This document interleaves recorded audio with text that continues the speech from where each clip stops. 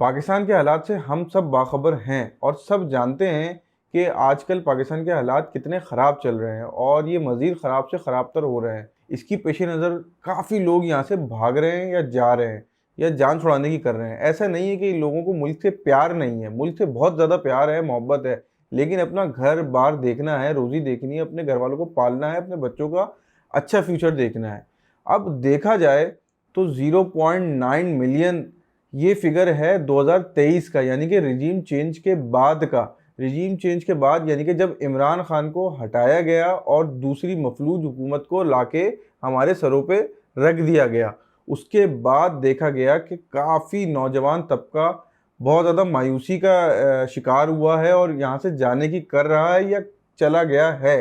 मेरे अपने कई दोस्त, मेरे आसपास के काम करने वाले काफ़ी लोग मुझे देखने में आया है कि दूसरे मुल्कों में जा रहे हैं, मुस्लिम ममालिक में या यूरोप कंट्रीज़ की तरफ अपना रुख कर रहे हैं, इस वजह से कि बेटर अपॉर्चुनिटीज़ के लिए और अच्छा फ्यूचर के लिए। लेकिन बात की जाए तो पाकिस्तान का क्या बनेगा और पाकिस्तान से लोग जा क्यों रहे हैं, इसकी 5 वजूहात हैं। मैं आपको एक-एक करके बताऊँगा और इन वजूहात के बाद आपको पता चलेगा कि वाक़ई पाकिस्तान के अंदर असल मसाइल हैं क्या। नंबर 1 पे हम बात करेंगे इनजस्टिस या नाइंसाफ़ी की। नाइंसाफ़ी इस सूरत में मैं बात कर रहा हूँ कि यहाँ पे जो लॉज़ हैं, यहाँ पे जो लॉ एंड ऑर्डर का निज़ाम चल रहा है, वो सिर्फ़ अमीरों के लिए है। यहाँ पे अमीर जितना पावरफुल होगा, जितने उसके कॉन्टैक्ट होंगे, उतना उसके लिए आसानी होगी, उतना उसके लिए सारी चीज़ें जो हैं स्टेप बाय स्टेप खुद ब खुद सामने आ जाएंगी।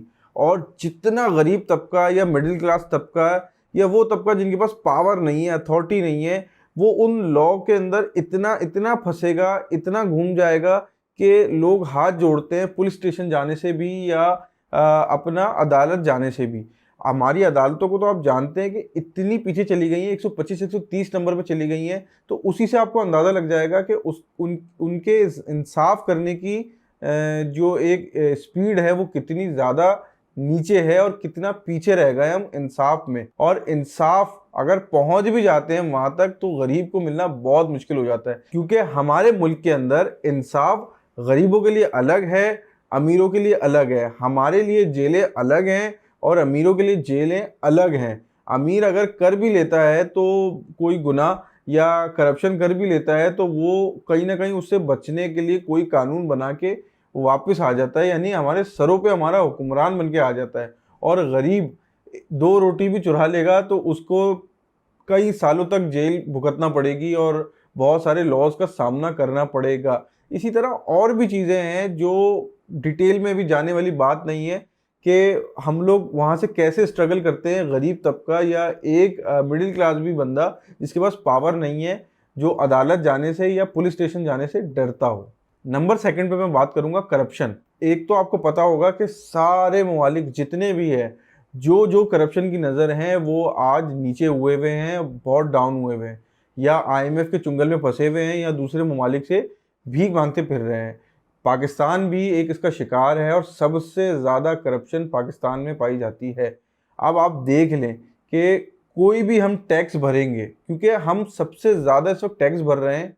मैं किसी ममालिक से कंपैरिजन नहीं कर रहा, लेकिन हम अपनी ही सैलरी से, अपनी ही तनख्वाह से या अपनी जितनी भी इनकम है उसके मुकाबले में अगर मैं देखूं तो जितना हम टैक्स भर रहे हैं, क्योंकि हम 1 लाख सैलरी पे जो टैक्स भर रहे हैं उसके अलावा हमें बिजली के बिलों पे भी टैक्स भरना है, हमें गैस के बिलों पे भी टैक्स भरना है, यानी कि हमारे घर पे टीवी है हमें उसका भी टैक्स भरना है, हमें पेट्रोल के ऊपर अच्छा खासा टैक्स भरना होता है, हमें सीएनजी पे अच्छा खासा टैक्स भरना है, यानी कि हमारी जो रोज़मर्रा की आम अशिया है हम उस पर भारी टैक्स दे रहे हैं। अगर मैं लगभग एक बात करूं कि एक मिडिल क्लास फैमिली माहाना 20 से 25 हज़ार रुपये टैक्स दे रही है।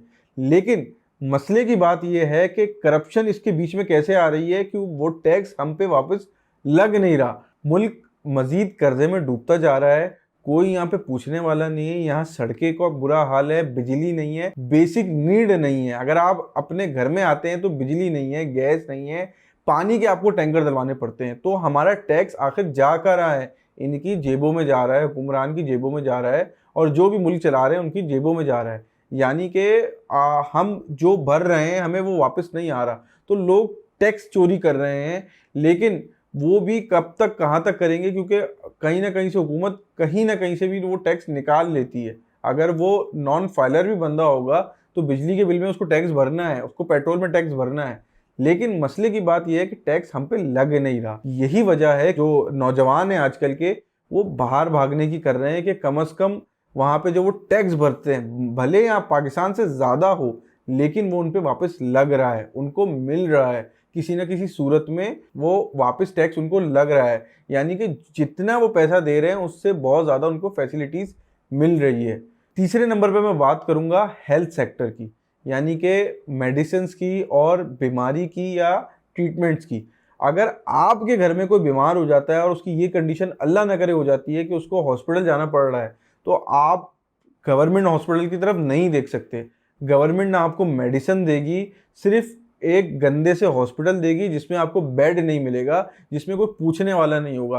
तो उससे बेहतर है कि आप कर्जा या उधार लेके, क्योंकि आप अगर हॉस्पिटल जाते हो, कोई छोटे से छोटे प्राइवेट हॉस्पिटल भी आप जाओगे, तो आपकी अगर तनख्वाह 70 से 80 हज़ार है तो आपको 3 से 4 महीने की तनख्वाह एडवांस लेके उसमें जमा करानी पड़ेगी। क्योंकि अगर आप एक हफ्ता भी अगर आपका पेशेंट रहता है तो आपके 1 से 2 लाख रुपए, 2.5 लाख रुपए बन जाते हैं, और वो सब आपको अपनी जेब से देना पड़ता है, हुकूमत कोई कंपनसेट नहीं करती है। हाँ, अगर किसी की जॉब के अंदर उसको पैनल दिया जाता है कि उनको कहीं हद तक फ्री ऑफ कॉस्ट है, चीज़ें मुहैया हो रही हैं, लेकिन वो भी उनकी कंपनी की तरफ से, वो भी बहुत कुछ हद तक होता है, और वो भी सबके साथ नहीं होता। मतलब वो भी पढ़े लिखे तबकों में कोई अगर जॉब, कोई अच्छी जॉब कर रहा है, कोई वेल स्टेब्लिश्ड बंदा है, तो उनको मिलेगा। वरना बाकी जो छोटा तबका है वो बेचारा वही ख्वार होगा, वही उधार और डेप में फंसेगा। यानी कि अगर आपके घर में कोई बीमार पड़ रहा है तो आप उसके लिए भी कुछ नहीं कर सकते, क्योंकि हुकूमत आपको एक दवाई का डब्बा, एक टेस्ट करा के नहीं देगी, एक ब्लड टेस्ट भी हुकूमत की तरफ से नहीं होगा, वो आपको कराना है।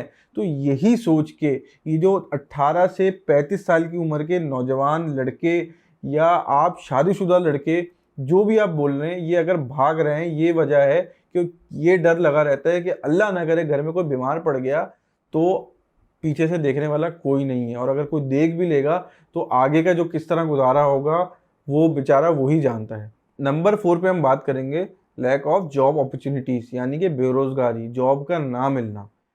जॉब अगर मिल भी जाती है तो इनिशियल स्टार्ट उसका 30-35 हज़ार रुपये पे मिलता है, और घर के अखराजात को उठाएं तो वो लाख रुपए जाता है, क्योंकि बिजली, गैस, पानी आपको खुद खरीदनी पड़ रही है।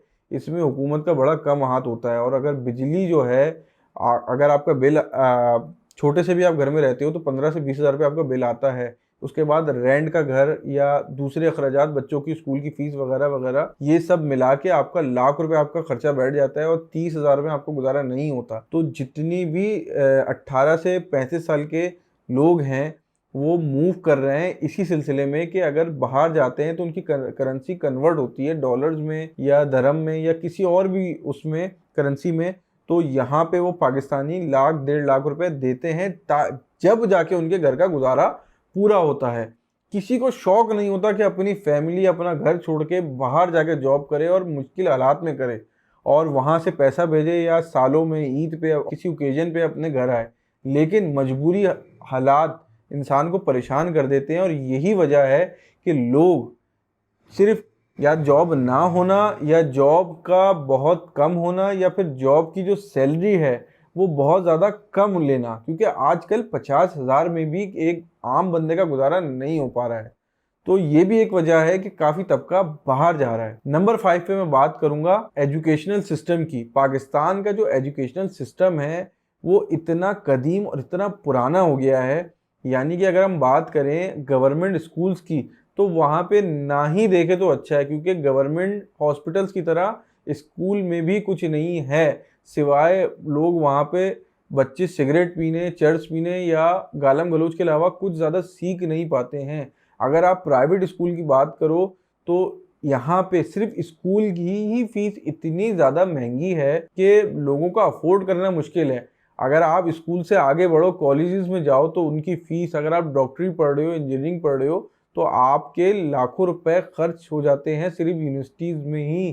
तो लोग वहाँ पे उसके बाद जब आगे बढ़ते हैं, यूनिवर्सिटी पास आउट होते हैं, उसके बाद उनको जॉब नहीं मिलती है, इतना सब तालीम पे खर्चा करने के बाद भी तो वो फिर बाहर का रुख करते हैं कि हम बाहर जाके तालीम हासिल करें और वहीं पे उन्हीं की लैंग्वेज पे अपना जो है वो एक इस्तेकाम हासिल करें और वहीं पे जॉब हासिल करें।